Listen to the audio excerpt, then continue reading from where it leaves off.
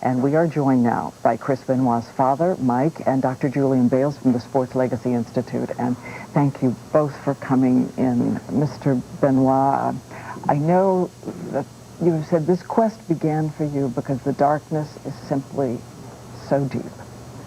The sadness. It is. It was a tragic event.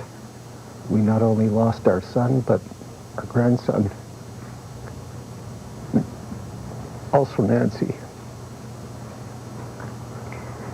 It is an extraordinary thing to decide that you will then take part of your son's brain and you will try to have it analyzed to see if science has answers. Is it just the hope that someone else will recognize dangers ahead? Is that how you came to this choice, this decision?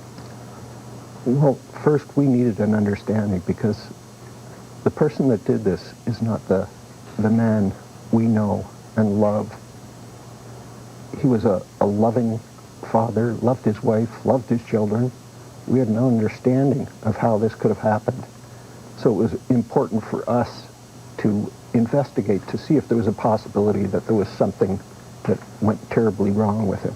Well, as Bob Wooders told us in the last half hour, Dr. Bales, you think you have possibly some answers. I know nothing is definitive, but you think there's something that everybody at home should see, and it's concussions. It has to do with concussions and the effect on the brain. Now, I wanted you to show everybody what you found when you took the brain tissue and you started to analyze it. Good morning, I will. We were very fortunate to have the work of Bennett Amalu, Chris Nowinski really lead to this request. And this is a healthy brain on the left, and you see a very smooth background here. You see normal brain cells and no abnormal staining at all. Very, very consistent.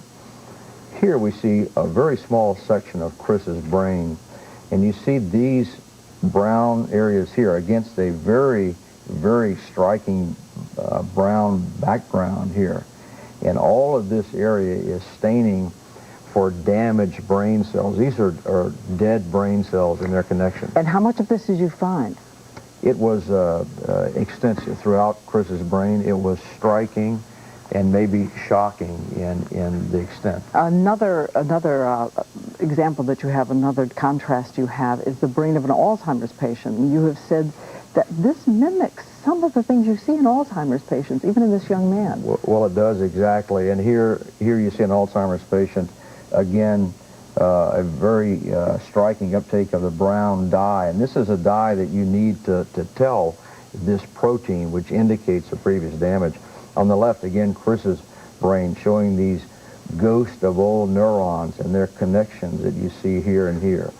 So very abnormal, something you should never see in a 40-year-old. So let's get to the bottom line here. Are you saying this morning that you think that concussions, which caused the kind of damage you've seen here in the brain, led to what Chris Benoit did?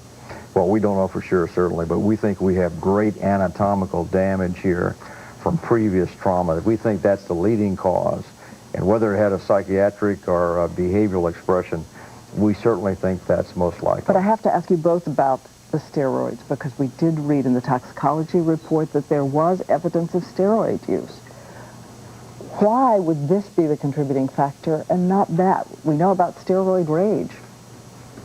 Well, we think that these changes are not due to steroids. That has never really been studied, but it's never been in the medical literature or any research that showed that steroids does this to the brain. In fact, these were discovered in the 1920s before steroids were even invented.